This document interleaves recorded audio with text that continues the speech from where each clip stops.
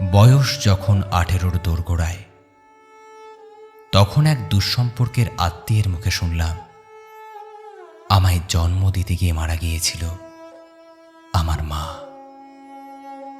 মুহূর্তেই মায়ের প্রতি এতদিনকার জমানো সব অভিমান জল হয়ে গেল। ঠিক যেমন আগুনের পরশে গলিত বরফখণ্ড।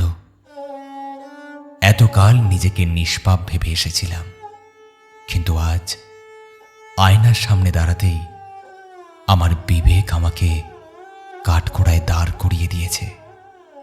সেখানে সহস্র কৈফিয়ত দেওয়ার স্বাধীনতা থাকলেও আমাকে নিথর নিস্তব্ধ হয়ে দাঁড়িয়ে থাকা ছাড়া কিছুই করার নেই।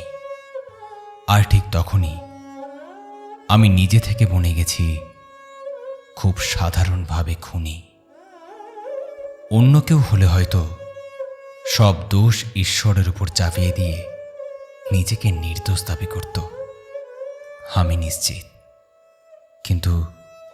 কিন্তু ঘটনাটা উল্টো হলে মা ঠিকই দোষী সাব্যস্ত হতো এই রঙিন সমাজে।